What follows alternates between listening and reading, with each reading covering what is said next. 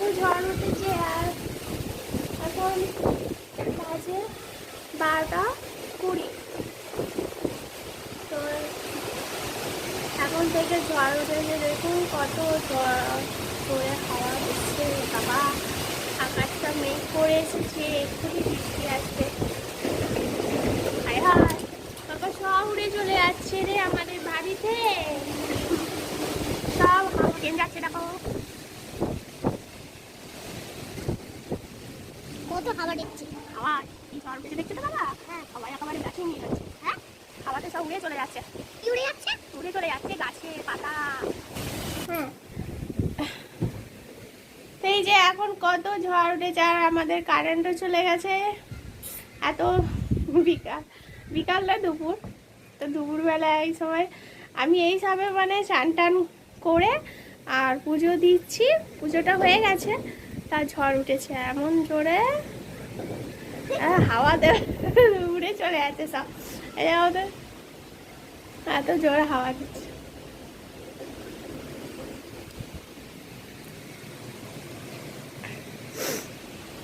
আর ঘর পুরো অন্ধকার, একটুকু আলো নেই, অন্ধকারে কিছুই দেখা যাচ্ছে না। হ্যাঁ? আমার বাবা তো দৌড়াদৌড়ি করছে একেবারে। এই যে ঝড় উঠেছে, খুব আনন্দ আমাদের। এখনো পর্যন্ত আমাদের খাওয়া দাওয়া হয় না, তবে রান্না বান্না হয়ে গেছে। তো এখন আমি ভেবেছিলাম পুজোটা সেরে নিয়ে ছেলেকে খাওয়াবো, তো তার আগে ঝড়টা উঠে গেল। তো আমি ব্লগ করতে স্টার্ট করে দিয়েছি ঝড় দেখে। বৃষ্টি পড়ছে, কি আনন্দ, কি আনন্দ বলো। এখন টপ টপ বড় বড় ফোঁটা। ভাই এসে গেল বৃষ্টি। বাবা, সেই বাড়ি কত জোরে হাওয়া দিচ্ছে। আরে সেই লোকেরা কোনো ফেলে দিচ্ছে। এই যে দেখুন বাইরে কত বৃষ্টি, জোরে জোরে বৃষ্টি আসছে।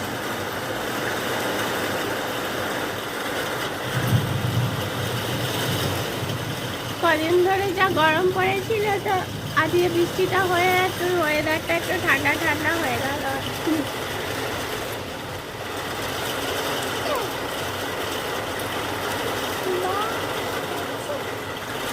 এই কি ঝাপটা দিচ্ছে রে বাবা, জানলাটা বন্ধ করতেই ঝাপটা দিচ্ছে। আচ্ছা এই যে তখন কিছুক্ষণ আগে প্রচণ্ড বৃষ্টি, একদম মেঘ করে ঝড় বৃষ্টি আরম্ভ শুরু হয়ে গেছিলো, আর এখন রোদ উঠে কি অবস্থা,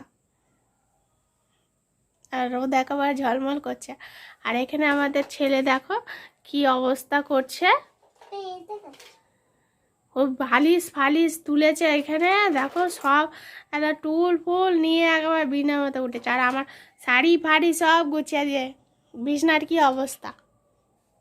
আর এই যে ওকে একটু নিয়ে বসিয়ে পড়াচ্ছিলাম, কারণ ও তো এমনি ওর বাবা এলে তো আর পড়তে চায় না, ওই জন্য এখন একটু নিয়ে আর পড়াতে বসেছিলাম। আর একটুখানি একটু লিখলো, লিখে ব্যাস হয়ে গেল, পড়া হয়ে গেল, আর কোনো পড়ার কোনো এই নেই। আর আমাদের দুপুরে তো খাওয়া দাওয়া হয়ে গেছে, খাওয়া দাওয়া করে এই বসে নিয়ে মানে আবার এই যে আম এখানে আছে, আবার এই যে বালতিতেও এই যে এক গাদা আম দেয়, সব আমগুলো খারাপ সব ইয়ে হয়ে গেছে। আর কালকে যেহেতু বাড়ি ছিলাম না, তো সেই কারণে আমগুলো মানে আরও ইয়ে হয়ে সেই এনেছে সেই শনিবার না তার আগের দিন মনে নেই ঠিক, তো এনেছিল, তো আমার সেরকম করা আর সময় পাইনি, তো ভেবেছিলাম কালকে করব, কিন্তু কালকে তো বাড়ি ছিলাম না। তো আজকে দেখি এই এখন তো আর সেরকম কাজ নেই, বসে বসে আমগুলো ছাড়িয়ে নুন হলুদ মাখিয়ে রাখি, তারপর সময় পেলে আচারটা করে নেব। ওই একটু আম কাসন্দি করবো, আর একটু আম গুড় মানে আমের আচার। আম আটা নিয়ে আমার চুবড়ি ফুবড়ি, পুজোর চুবড়ি ফুবড়ি নিয়ে আর আমার সব এ করছে। কি খেলনা পেয়েছে ও খেলার আর এ পায় না, ও শুধু ঘরের জিনিসপত্র নিয়ে যত রাজ্যের খেলা ওর। আর নিজের খেলনা তো একটাকেও আস্ত রাখে না, সব ভেঙে চুরে একেবারে একটাকেও এত। এই যে আমি আম কাটতে বসে গেছি, আর আমার ছেলেটা দেখো কি করছে। ওর আম আম ফোনের দিকে তাকিয়ে দাও, ক্যামেরা থাকলে মানে ওর খুব হয়, মানে কখন ভাবছে কখন ফোনটা নেবে কখন নেবে। তো আমি আম কাটতে বসেছি, আর এতগুলো আম তো অনেক ছাড়াতে সময় লাগবে। তো আমার বাবাটা যে আমগুলো মানে কদিন থাকার পরে আমগুলো সব লাল হয়ে হলুদ হয়ে গেছে, কচি আমি, তবে সব পেকে গেছে। আর একটু আজ ঝড় হয়েছে বলে একটু সর্দি মতো হয়ে গেছে, হাঁচি হাঁচি হচ্ছে।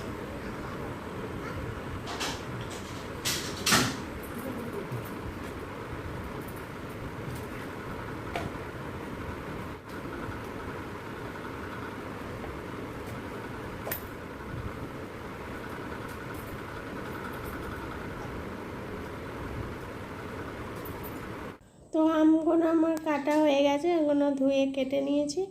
আর এখানে আমগুলো এগুলো হয়েছে, আর এখানে যে পাকা যেগুলো পেকে প্রচণ্ড পেকে গেছে সেগুলো আলাদা করে নিয়েছি, আর যেগুলো একটু কাঁচা কাঁচার মতো আছে তো সেগুলো ভাবছি আচার করব, আর ওইগুলো ঘরে এমনি চাটনি করে খাওয়া হয়ে যাবে। তো এবার আমি এগুলো একটু নুন হলুদ মাখিয়ে নেব, নিয়ে আর পাখার তলায় রেখে দেব। আর এইগুলো এখন আপাতত কিছু করবো না, এগুলো ভাবছি এখন ফ্রিজে রেখে দেবো। তো চলুন এখন নুন হলুদ মাখিয়ে নিই।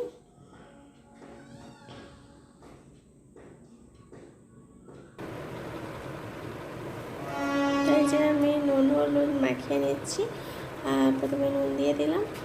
তো এবার নুন দেওয়ার পর এবার আমি হলুদ দিয়ে তারপর মাখিয়ে নেব।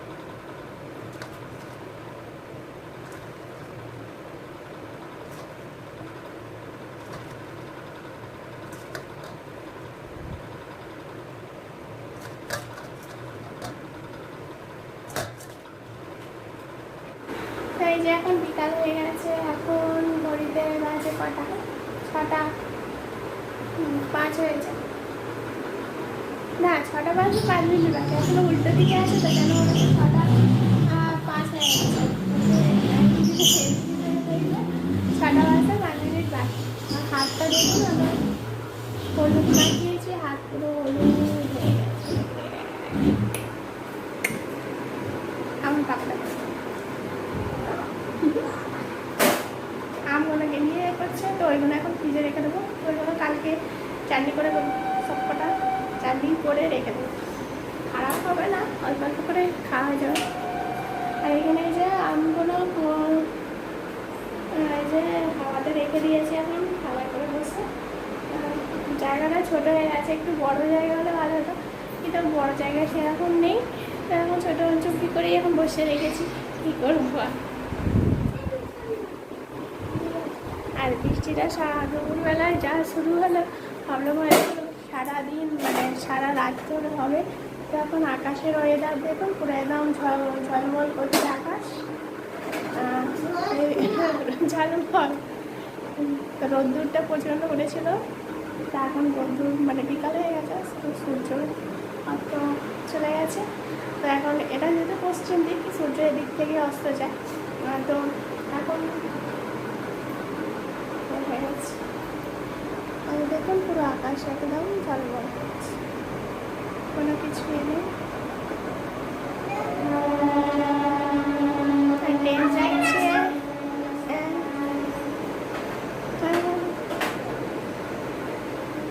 তো কারেন্টও আছে, তাই ভাবলাম আজকে ফ্যামিলি আর মানে খাবার করবো না, তা গাওনা বলতে হয় না। হ্যাঁ, তো রাত্রিরে রুটি ফুটি করা হবে। তো রুটিটা আমাকে দেবে তো, আমি তাহলে ধরবো তো।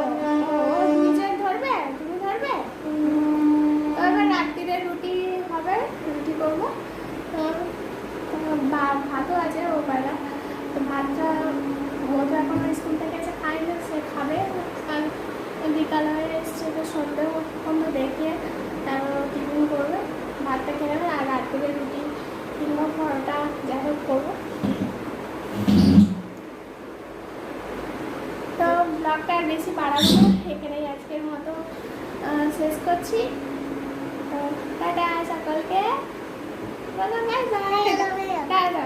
আর বলো সকালে ভালো থাকবে, সুস্থ থাকবে, সাবধানে থাকবে, বলো বন্ধুদের বলে দাও, বলো টাটা বন্ধু, টাটা বলো সকলকে, গুড নাইট বলো, শুভরাত্রি বলে দাও।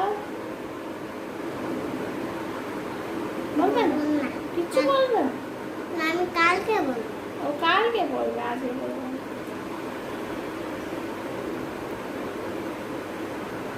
আর পড়তে বসবে কখন, পড়াশোনা হবে কখন, বলো টাটা। বা হাত দিয়ে, ডান হাত দিয়ে দিতে হয়, ডান হাত দিয়ে দাও।